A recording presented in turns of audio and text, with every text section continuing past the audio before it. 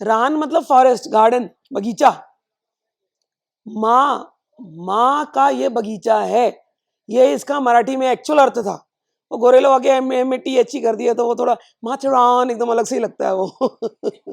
ठीक है, तो आप लोगों को दिख रहा होगा यहाँ के जो घर वर है या जो सिस्टम है अभी भी पुराने जमाने का है, कि गोरे लोग जब थे, जब ब्रिटिश लोग थे, तो ब्रिटिश लोग के बड़े बड़े लोग जो ऊंचे लोग ऊंची पसंद। तो उनका वो एस्टेट हाउसेस यहाँ पर होता था, तो गोरी मेम साहब लोग आते थे, गोरे साहब लोग आते थे, तो उनका सामान हो पेटी वेटी लेकर के बेचारे कूली पोर्टर्स आते थे यहाँ पर। सो ये जगह को उन्होंने अभी तक वैसे ही रखा हुआ है, अभी तक वैसे ही रखा हुआ है। जो ऑक्सीजन लेवल यहाँ का इतना शुद्ध है, जो लोग कामाख्या में जाप किए थे और जो लोग यहाँ जाप किए, आपको डिफरेंस नजर आया होगा। क्योंकि कामाख्या में हम एक कमरे में थे, इसी कमरे में थे, थकान जल्दी आती है, बट यहाँ पर because of the air, natural air, प्रकृति एकदम आरती उतार रही है समय। तो because of the natural air यहाँ पर ज़्यादा एनर्जी मिल रही है आप लोगों को, समझ में है? और फेफड़े सब एकदम खुल जाते हैं, और चिल्लाने से, गाने वाने से ब्लड सर्कुलेशन अच्छा हो जाता है। जो ऑफिस में बैठे बैठे सब एकदम रुक जाता है ना, दिमाग एकदम जाम हो गया था तुम लोगों का एसी के अंदर, यहाँ पर आके खुल जाता है। तो ऐसा है। तो ये माथेरान जो है ये अभी भी इतना शुद्ध रखा हुआ है, यहाँ की प्रकृति के साथ ज़्यादा छेड़छाड़ नहीं किया गया है, जो मूल प्रकृति है वैसी की वैसी रखी गई है। इसलिए यहाँ का जो ऑरा है, यहाँ की जो वाइब्रेशन है बहुत ज़्यादा हाई है। इस प्लेस को, इस जगह को बिल्कुल आप लोग ऋषिकेश से कम मत समझना।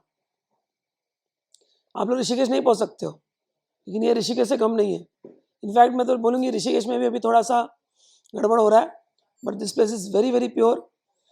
सोचो यहाँ पर अंदर एक बार आपको नीचे छोड़ दिया, ट्रेन के बाद there is not one single diesel का भी स्मेल या पेट्रोल का स्मेल आई नहीं गाड़ी। हम बचपन से माथेरान को ऐसे ही देखे हैं। मेरे हस्बैंड कल पूछे थे माथेरान कुछ बदला क्या? नहीं, जैसा तो छोड़ के गया था वैसी ही है, एक जगह है वैसी की वैसी है। बिकॉज वो कॉलेज ग्रुप होता था उनका, वो आते थे लोग यहाँ टाइम पास करने, तो he had some memories with Matheran. तो वैसे सेम टू सेम माथेरान है। सो आप लोग बहुत, मैं कंक्रीट के मंदिर होते हैं, अच्छी बात है, वहाँ पर वाइब्स बहुत होते हैं, लेकिन मैं लिविंग मंदिर, जीता जागता मंदिर, वो जीता जागता मंदिर ये माथेरान है, समझ लो। चाहे जीता जागता मंदिर ऋषिकेश है, जीता जागता मंदिर हरिद्वार है, जीता जागता मंदिर उत्तराखंड के पहाड़ हैं, जीते जागते मंदिर हिमाचल प्रदेश के पहाड़ हैं। बहुत सून आई थिंक हम लोग अभी हिमाचल जाके आई, मैं अमरनाथ, जीते जागते मंदिर है सब। भगवान प्रकट होते हैं, फिर भगवान गायब हो जाते हैं, फिर भगवान कहीं और मुँह हो जाते हैं, हो गया अमरनाथ से दिल भर गया, अभी कहीं और चलते हैं। जीते जागते मंदिर है ये। तो जब आप पर्वतों में जाते हो, नेचर में जाते हो, ये सांस ले रहे हैं ये पेड़।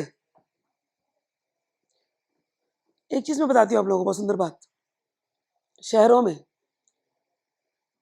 ये मेट्रो की प्रॉब्लम हो चुकी है, लोग प्यार के लिए तरसते हैं, एक एक गले लगाने के लिए तरसते हैं। मैं दिल की बात छू रही हूँ, शायद ये सब टॉपिक में कोई बात नहीं करता। न्यूयॉर्क में, न्यूयॉर्क बहुत बड़ी मेट्रो सिटी है, तो वहां पर एक सर्विसेज शुरू हुई थी, कडलिंग सर्विसेज। कडलिंग, कडल मतलब गले लगाना। क्यों? इन शहरों में लोग अलग अलग कंट्री से आते हैं नौकरी करने के लिए, डॉलर कमाने के लिए, कमाने को आते हैं, यंगस्टर्स भी हैं, ओल्ड भी हैं, कभी कभी कमाने के लिए हस्बैंड वाइफ को अलग अलग रहना पड़ता है। तो अकेलापन इतना अकेलापन हो जाता है। और बिल्डिंग वहाँ के आप लोग इमेजिन नहीं कर सकते, बड़े बड़े बिल्डिंग है और हमेशा ठंडी होती है, तो घर से बाहर आप निकल नहीं सकते, ऑफिस से सीधा घर, घर के बाद घर के अंदर, घर के अंदर अकेलापन, कहाँ जाओगे आप? कभी कभी इंसान को मन करता है किसी को तो गले लगाए, या कोई तो हमें गले लगा ले। वो गले लगाने की एक फीलिंग होती है, कहाँ से आती है? कभी कभी सोचना चाहिए। डोंट थिंक कि ये कोई सेक्सुअल एंगल या कुछ है, ये फीलिंग चिपकने की, गले लगाने की, यह आपको आपके माँ से मिलती है। माँ के पेट में थे, अपने आप को हमेशा बच्चा बनाओ पहले। मैंने कहा माँ की भक्ति बच्चा बन करके होती है। अब भले होंगे 20 साल 25 साल, आपके अंदर आ गई होगी कामुकता, फर्क नहीं पड़ता। इस रास्ते पे चले तो बच्चा बनो पहले। कामुकता का भी जड़ क्या है सोचो। जब आप जड़ पे जाते हो ना तो वो बीमारी निकल जाती है। आयुर्वेद में जड़ पकड़ते हैं बीमारी निकलने के लिए। तो अध्यात्म में भी हम लोग जड़ पकड़ते हैं, जड़। क्यों कडलिंग का मन करता है, क्यों हक का मन करता है? क्योंकि जब आप छोटे बच्चे थे, माँ के गर्भ में थे, आप कामाख्या जाते हो ना, तो किसी ने नोटिस किया होगा, नहीं नोटिस किया होगा मुझे नहीं पता। जब गर्भगृह में घुसते हैं तो पहले कामेश्वर कामेश्वरी है एक झूले पर, उसके सामने एक दीवार है, और दीवार में एक छोटी सी मूर्ति बनाई गई है, उसमें प्रेग्नेंट मदर है। तुमको देखा? तुम तो मेरे साथ थे ना, हाँ, इसलिए तुमने देखा है।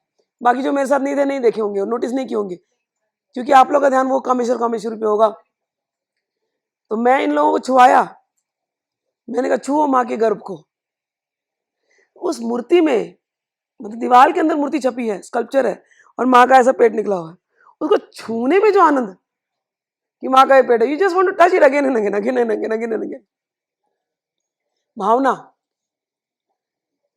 तो बचपन में जब हम पैदा हुए, जब हम first day on earth, mother earth, हम अपनी माँ के गर्भ में गए, और माँ के गर्भ ने ही हमें स्पर्श किया। हम कडलिंग पोज में ही थे, और माँ का गर्भ हमको कडल कर रहा था। समझ में आया? माँ ही हमको लपेटे हुई थी, माँ ही हमको 9 महीने संभाले हुई थी। और जब बाहर निकलते हैं तो बच्चे को जब वो डालते हैं छाती पर, यूएस वगैरह में तो है, इंडिया का भी तो मेरे को पता नहीं कैसा सिस्टम है। यूएस में जैसे ही बच्चा निकलेगा ना बाहर, माँ भी ऐसी रहती है लेटी हुई, बच्चे को, छोटा नवजात, मतलब जस्ट निकला, और निकलते उसको सीधे छाती पे चिपका देते। और वो जो क्षण होता है ना, जब वो छोटा बच्चा माँ की छाती से चिपकता है, बच्चे के लिए वो पहला स्पर्श है, वो चाहे लड़का हो चाहे लड़की। और वो माँ का जो स्पर्श है, और जो धड़कन की जो आवाज है, धक धक धक धक, बच्चे को अभी होश नहीं है, लेकिन होश है। रोने से पहले भी बच्चे को उसका चेहरा दिखाते हैं, और बच्चे को सीधे माँ की छाती से लगा देते। वो जो पहला स्पर्श, वो जो पहला हग, गले लगाना, झप्पी, वही जादू की झप्पी है। फिर बच्चा बड़ा होता जाता है, धीरे धीरे वो झप्पियां खो जाती है इस संसार के मेले में। माँ की झप्पी खो जाती है, पिता की झप्पी खो जाती है। फिर वो बच्चा बड़ा होकर के झप्पियां ढूंढता है, कहीं तो झप्पी मिल जाए। फिर प्यूबर्टी हिट करती है, खेल है, नेचर का चलना ही है, नेचर को आगे बढ़ाना ही है। फिर कोई आपको प्रेमी, किसी पहला प्यार आपको होता है, किसी को 13 साल की उम्र में हो सकता है, किसी को 10 साल की उम्र में हो सकता है, किसी को 15 साल की उम्र में, किसी को 20 साल की उम्र में, किसी को 35 तक नहीं होता। प्यार कभी भी हो सकता है। किसी को एक बार, मैंने कहा एक बार नहीं, मल्टीपल बार होता है। फिर गिल्ट में भी जाते हैं, सोसाइटी बोलती है इतनी बार कैसे हो सकता है? क्यों नहीं हो सकता भाई? एक फूल आप देखते हो तो मोगरे का फूल अच्छा लगता है, वाह। फिर आप गुलाब का फूल देखते हो, अच्छा लगता है, वाह। फिर कोई और फूल आएगा, जपा कुसुम आएगा, अच्छा लगता है, वाह। तो फूल प्रकृति है ना, फूल से प्रेम हो रहा है। ऐसे ही सब कुछ तो प्रकृति के बच्चे हैं ना, तो प्रकृति से प्रेम हो रहा है। लेकिन उसमें खराबी कहाँ होती है? जब कामुकता बढ़ने लगती है, तो कामुकता को कंट्रोल करना होता है। लेकिन जड़ पे जाना, ये नीड, हगिंग, कडलिंग, छूना, स्पर्श करना, कुछ नहीं तो हाथ पकड़ लेना, कहां से आई? माता से आई। पहला स्पर्श की जो है माता से आई। कामुकता कहां से आई? कामुकता भी माता से आई। पिता और माँ, आप पैदा ही हुए कामुकता की वजह से, तो आपके उसको हम रजोगुण बोलते हैं, रजोगुण। माँ रजस्वला होती है, माँ का रजोधर्म शुरू होता है। रजोधर्म जब शुरू होता है तभी वो गर्भ धारण कर सकती है। रजोधर्म में माता पिता का जब मिलन होता है उसी समय उस रजोगुण के अवस्था में आपका जन्म होता है। वो रजोगुण ही कामुकता है। तो आपके अंदर वो बीज कामुकता के हैं। अगर वो कामुकता के बीज को अगर प्रेम का सहारा मिल जाए, कामुकता के बीज को यदि शुद्ध प्रेम का सहारा मिल जाए तो कामुकता का बीज, उसमें विकार नहीं आता। उसमें विकार, काम विकार जिसको कहते हैं ना, उसमें विकार नहीं आता। होता यह है कि वो प्रेम, जो शुद्ध प्रेम मिलना चाहिए, वो प्रेम नहीं मिलता, इसलिए वो कामुकता बढ़ती जाती है। इसलिए व्यक्ति एक से दूसरे, दूसरे के पद से तीसरे, तीसरे से चौथे, और वो कामुकता को बढ़ाते जाते हैं। और उस कामुकता को बढ़ाने के चक्कर में, क्योंकि ये कामुकता का विकार फिर बढ़ रहा है, अब अगर ये प्रेम में एंड हो गया, किसी एक से आपने प्रेम किया, उससे विवाह हो गया, और आप एक प्रेम, एक पतिव्रत, एक पत्नीव्रत चलते रहे, तो उस कामुकता के ऊपर आप काम करके, भगवान को पकड़ करके आप मुक्त हो जाओगे। लेकिन वहां अगर कहीं पूर्ति नहीं हुई, खाना पूर्ति, तो आप भटकते जाओगे, भटकते जाओगे, भटकते जाओगे, फिर उसका कोई एंड नहीं है। उस समय पर व्यक्ति को सशक्त करने के लिए शक्ति चाहिए, इसको एंड करने के लिए, काम विकार को एंड करने के लिए शक्ति चाहिए। फिर से जाओ जड़ पर। आदमी को पहला स्पर्श मां के स्तनों का मिलता है। मां के स्तन उसका पोषण करते हैं। मां के स्तन उसकी रक्षा करते हैं। मां के स्तनों से घिरे रहना, मां के आंचल में छुपे रहना, उसके लिए वो भी बहुत प्रोटेक्टिव फीलिंग है। बच्चे, छोटे बच्चे पहले दिन से लेकर के, कई बार 5 लड़के स्पेशली होंगे तो 5 साल 6 साल तक माँ से, पहले होता था, पहले गांव में, अभी तो हम बहुत आर्टिफिशियल जिंदगी जीने लगे। हमारे गांव में जब भी जाती थी, मैंने देखा है 5 साल के बच्चे भी माँ के दूध पी रहे हैं अभी तक। तो मुझे लगता था ये क्या कर रहे हैं लोग, क्योंकि अपन तो शहरों से है ना, बॉम्बे से। बॉम्बे में सिखा दिया था, अरे बंद कर दो, बंद कर दो, 1 साल के अंदर बच्चे को बंद करवा दो, ये तो आदत लग जाएगी। क्यों बंद करवा दो? क्योंकि औरत को नौकरी पे जाना है। ये तो बॉम्बे की हालत थी। यूएस गई तो और भी था लिमिट, क्योंकि छुट्टी मिलती नहीं है। जैसे ही लीव खत्म हुआ, बॉटल्ड मिल्क। बॉटल मिल्क भी कैसा, पंप करो, अभी शायद यहां पर भी आ गया होगा। बच्चा पैदा हुआ है, माँ छुट्टी नहीं ले सकती बच्चे को पालने के लिए, माँ को जॉब पे जाना है ईएमआई भरने के लिए, तो माँ बॉटल मिल्क निकालती है, ताजे मिल्क पंप करके निकाल करके फ्रिज में डाल के जाएगी। तो फ्रिज में डालने के बाद बच्चे को डे केयर में छोड़ के जा रही है बच्चे को।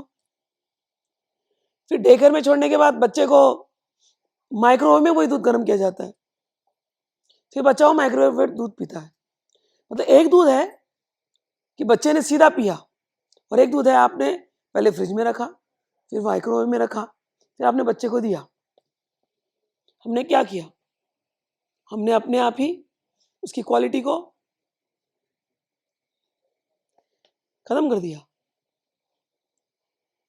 तो धीरे धीरे ये जो अभी जो हो रही स्थिति, अब ऐसे बच्चे जब पलते हैं उनको पता ही नहीं क्या है, what is that love of mother is there, but माँ का जैसा प्यार उनको मिलना चाहिए कि माँ हमेशा मेरे साथ थी, वो कहीं ना कहीं धीरे धीरे जमाने का की वजह से थोड़ी थोड़ी कम होने लगी। पहले ऐसा नहीं था। तो मैं कामुकता पे आ रही थी कि बच्चों को माँ का स्तन वो प्रोटेक्शन है। माँ का स्तन माने प्रेम, माँ का स्तन यानी पोषण। जब वो बच्चा बड़ा होता है, प्यूबर्टी हिट करती है, हम लोग कई बार बोलते हैं ना लड़कों को, ये इसकी तो नजर ठीक नहीं है। भाई उसकी नजर ठीक नहीं है क्योंकि तुमको ऐसा लगा उसके अंदर कामुकता है, लेकिन डीप डाउन सबकॉन्शियस में वो एक ही चीज ढूंढ रहा है, कोई भी ऐसी स्त्री मिल जाए जो उसको मां जैसा प्रेम कर दे, अनकंडीशनल लव। और लड़की क्या ढूंढ रही है? वो पिता का प्रोटेक्शन ढूंढती है, भाई का प्रोटेक्शन ढूंढती है इन द लवर। कोई मुझे मेरे भाई जैसा प्रोटेक्ट कर दे, कोई मेरे 1000 गलतियों को माफ करके मेरे पिताजी जैसे मुझे गले लगा ले। छोटी बच्ची जब जाती है पिता के पास, बेटियों का और पिता का प्रेम अलग ही होता है। पिता के पास संरक्षण मिलता है, हर बेटी को संरक्षण अच्छा लगता है। फिर उसे, क्योंकि नेचर है, नेचर तो देगी ना आपको अपोजिट सेक्स का प्रति अट्रैक्शन। हम इसको बुरा नहीं मानते, तंत्र में आकर्षण को बिल्कुल बुरा नहीं मानते। आकर्षण से ही तो दुनिया चल रही है। आपको जो मंत्र मिला बाला मंत्र, बाला मंत्र का जो बीच वाला जो अक्षर है वो आकर्षण मंत्र है। वो काम बीज कहते हैं उसको। शिव शक्ति के अंदर आकर्षण, अगर हमारे अंदर कामनाएं आती हैं, हम तांत्रिक लोग हम उसको बुरी तरह से नहीं देखते, वी एक्सेप्ट इट। दबा दो दबा दो दबा दो, नहीं आ रही भाई, आ रही है।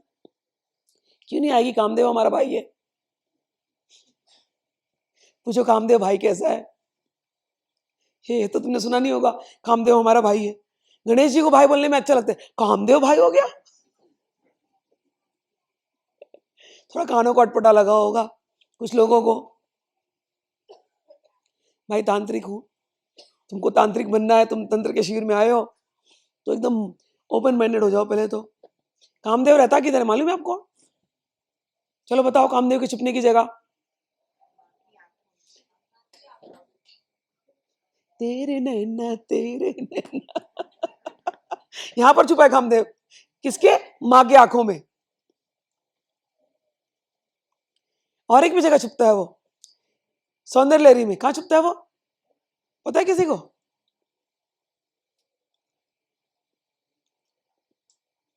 बोलते हैं वो मां के जो पैर है ना नीचे, वो तीर छुपाने वाले स्थान है। तो कामदेव ने अपने सारे तीर को, आ जाओ भैरव जी बैठ जाओ तो कामदेव ने अपने सारे तीर है ना, अपने सारे तीर मां के पैरों में छुपा के रखे हैं। तो जैसे तुम झुकते हो ना मां के पैरों में, एक तीर तुमको छोड़ देता है, वो खेलने निकलते हाँ, ब्लाइंड स्पॉट जैसे, तुम्हें पता ही नहीं है, तुम मां के चरणों में जाते हो, वो एक तीर छोड़ता है तुम्हारे ऊपर, फिर तुम्हारे अंदर फिर एक कामना, संसारी कामना उठती है। फिर तुम गुरु के पास जाते हो, फिर वो एक तीर और छोड़ता है। अब गुरु जब आ जाता तो बेचारा डर जाता, क्या करूं, कंफ्यूज कामदेव, क्या फेंकू इनके ऊपर तीर? कि गुरु तो बोल देगा, क्या काम काम काम काम कर रहे हो, कामेश्वरी से सुंदर कोई है क्या, ललिता से सुंदर कोई है क्या, तेरे को देख रहे हैं तो उसको देख। नहीं नहीं, स्त्री याद आ रही है। ओ स्त्री तू लौट जा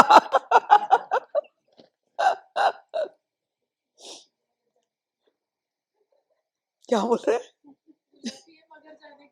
जाने का नहीं हो, स्त्री बुलाती है मगर जाने का नहीं, सही लेसन है ये सही बोले। तो गुरु सिखाते हैं, क्योंकि गुरु तो तुम्हारे रूट पर जा रहे हैं कि वो कामुकता कामुकता आई कहां से? क्योंकि तुम चाह रहे कि कोई तुमको अनकंडीशनल प्रेम दे, तुमको माँ के जैसा प्रेम दे, माँ के जैसा पोषण करे, वैसे ही खिलाए पिलाए, लाड करे दुलारे। लेकिन हमारा वो प्रेम फॉर वॉट एवर रीजन, कामनाओं के एक्सपेक्टेशंस की इतनी, बोलते ना, प्रेशर हो जाता है कि वो उस प्रेम का गला घोट देता है। हर प्रेम का ये हाल है संसार में, इतनी ज्यादा एक्सपेक्टेशन हो जाती है एक दूसरे के बीच में कि प्रेम का गला घुटा, फिर प्रेम एकदम सफोकेटिंग। और फिर यंग डेज में, मतलब 20 साल का हुआ नहीं लड़का, हमें नहीं चाहिए, हम तो संसार त्याग करके जाना चाहते हैं, अब बस हमें मुक्ति चाहिए। मैं सोचती 20 साल के तो हुए तुम अभी, क्या मुक्तावस्था की बात करोगे? और किससे मुक्ति मांग रहे हो तुम? नहीं नहीं, हमें नहीं चाहिए, कुछ भी नहीं चाहिए। मुझे लगता है जियो, पहले पूरा जिंदगी जियो, सारे उतार चढ़ाओ देखो, परिवार पाल करके देखो, सारे 9 इयर्स कर लो, अच्छे से चख लो, चख करके देख लो हर एक चीज के बाद एंड में क्या होता है। उसके बाद जब संसार छूटेगा ना, तो वो बड़ी सहजता से छूटेगा और वो मुक्तावस्था होगा। तुम अभी अगर एकदम सडनली ऐसे अपने सारे कामनाओं को, नहीं नहीं अब हमें नहीं चाहिए, नहीं नहीं हम थक गए, हमें नहीं चाहिए, हमें नहीं चाहिए, ऐसे करके भागोगे, वो कामनाएं तुम्हारे पीछे चलती ही रहेंगी। तो तुम्हारी बेसिक नीड पूरे इतने सारे लेक्चर में की है, प्रेम, अनकंडीशनल प्रेम। संसार में मिल नहीं रहा है, कोई बात नहीं है, तुम्हारी माँ तुमसे बहुत प्यार करती है। फिर कई बार physical parental relation, parental issues भी होते हैं कई बार, कोई बात नहीं है। जगत जननी सबकी माता है, तुम उसके चरण पकड़ लो। लेकिन माँ, कोई तो फिजिकल में भी चाहिए ना माँ, पत्थर की मूर्ति से कब तक बात करें माँ? कोई बात नहीं है, उस प्रकृति से बोलो, उस कामेश्वरी से बोलो, उसको, वो कामाख्या बनकर के बैठी है। कामाख्या में और ललिता त्रिपुर सुंदरी में कोई अंतर नहीं है। आप लोग कामाख्या की वीडियोस देखना, जो मैंने बताया, जो कामाख्या है वही ललिता त्रिपुर सुंदरी है, कोई अंतर नहीं। कामाख्या यानी जिसके नजरों को देखने से ही सारी इच्छाएं पूरी हो जाए। तो जाओ, उससे सिंसियरली मांगो, वो तुमको जो तुम मांग रहे हो, तुम्हारी जो भी कामना है, प्रेम तो एक एक फैसिट हुआ, बहुत सारी चीज कामनाएं हमारे अंदर है, तुम्हारी सारी कामनाओं को वो पूरी करने में समर्थ है। ऐसी माँ त्रिपुरा के पास जाओ, वो सब इच्छा पूरी कर देगी। अब बात आती है, हमने शुरू कहाँ से की थी? कडलिंग से, हगिंग से। सबको ये चाहिए। जगन्नाथपुरी हम लोग गए, तो जगन्नाथपुरी में, जगन्नाथ जो लोग गए वो जानते हैं पुरी को। जगन्नाथ भगवान है दूर में बैठे हुए, मतलब इस हॉल में हम सब बैठे हैं ना, तो लास्ट वालों को जितनी मैं दिखाई दे रही हूँ ना, उतना ही उस लाइन से वो फर्स्ट लाइन शुरू होती है। तो जगन्नाथ जी ऐसे दिखाई देते हैं, बहुत भीड़ होती है। लेकिन वहां जाने के पहले एक गरुड़ स्तंभ होता है, गरुड़ स्तंभ। जगन्नाथ जी का जो मूर्ति है वो दरु लकड़ी का बनता है, तरु लकड़ी का बनता है, नीम का बड़ा लकड़ी है। अच्छा, ये भी बड़े इंटरेस्टिंग बात है, वहां पर 64 योगिनी के मंदिर है पुरी में। मतलब अभी तो वो छोटा सा ही रह गया, वो आर्कियोलॉजिकल साइट हो गया, लेकिन उसी 64 योगिनी के मंदिर के यहाँ पर ही नीम का पेड़ होता है। तो ये एक कम्युनिटी है, Sabar community. Sabar is a tribal community. तो ट्राइबल कम्युनिटी के जो भी हैं उनको वो वो जाते हैं उस जगह पे, फिर वो ट्यून करते हैं उस ट्री के साथ, फिर उनको समझ में आता है कि अच्छा ये नीम का जो पेड़ है, इसी से मूर्ति बनानी है। तो जगन्नाथ जी की मूर्ति किससे बनी है? पेड़ से। और उसके सामने ही मैंने कहा मूर्ति जहां पर है, हॉल के अंदर, उस गर्भगृह के अंदर एक स्तंभ है, उसको बोलते हैं गरुड़ स्तंभ। गरुड़ स्तंभ भी बना किससे? पेड़ से, मोटा सा स्तंभ, वेरी। और चैतन्य महाप्रभु जब वहां जाते थे तो क्या करते थे? उस स्तंभ को ऐसे हक करते थे, कडल, और हक करके जगन्नाथ जी को ऐसे देखते रहते थे। ये प्रक्रिया समझो,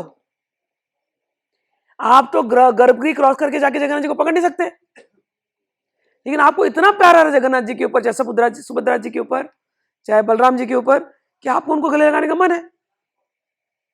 तो जिस दरु के ये बने, ये गरुड़ स्तंभ बना है, उसी दरु के वो बने। जिस लकड़ी के जगन्नाथ जी बने, उसी लकड़ी का ये बना। तो हमने यहां पर हक किया इस लकड़ी को, तो आपका हक पहुंच गया जगन्नाथ जी को, पहुंच गया कि नहीं?